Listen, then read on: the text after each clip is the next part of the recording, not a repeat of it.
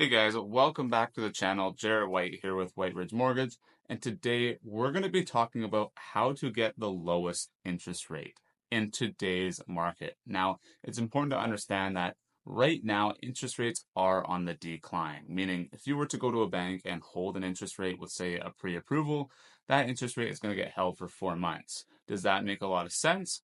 Well, not really, especially because rates are going down. Holding a rate only really makes sense if rates are going up because there is a bit of work involved in doing so. And by the time you actually end up finding a property and closing on it, the rate's going to be much better anyways on the market.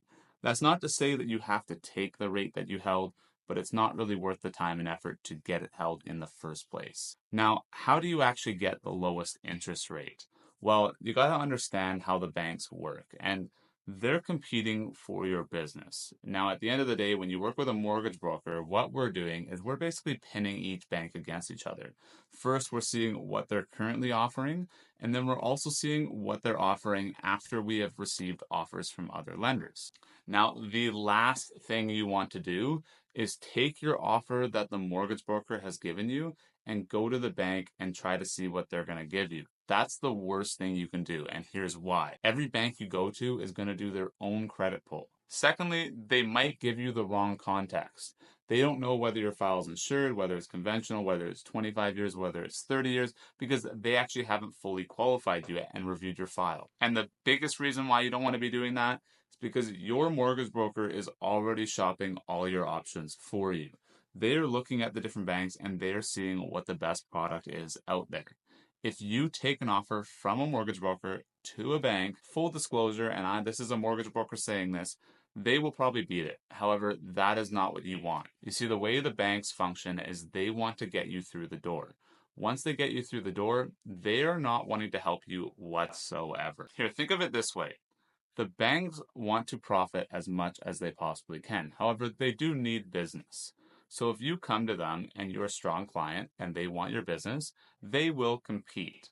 However, once they get you through the door, the last thing they want to do is let you know throughout your term if there's anything better.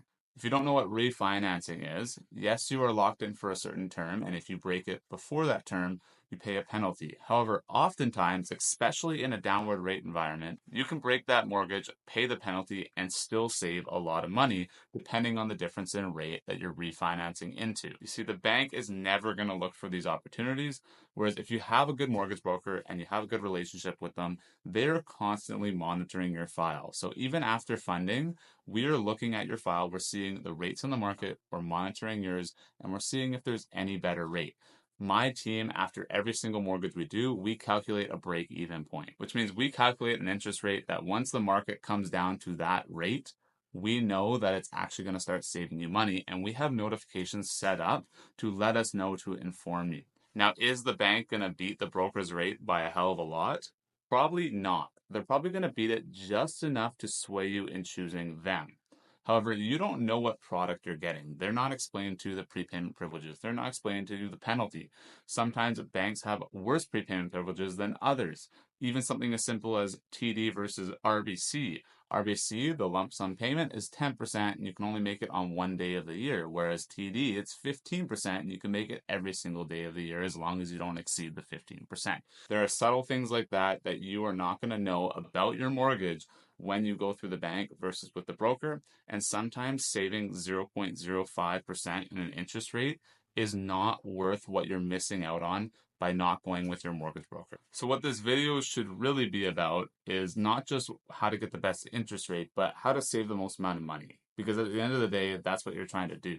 And if you're trying to save the most amount of money, I can confidently say that if you have a good relationship with a broker and you use them every single time for your mortgage, over the life of you having a mortgage, they're going to save you tens of thousands of dollars more than if you were to go to the bank or to bounce back and forth from broker to bank, bank to broker. Now, if you're looking to get pre-approved for a mortgage, we are always happy to help. We're in BC, Canada, but we can help BC, Alberta, Ontario, and Nova Scotia. So if you want to get started, there's a link in my bio where you can book a call. Click that link and I'll see you on the inside.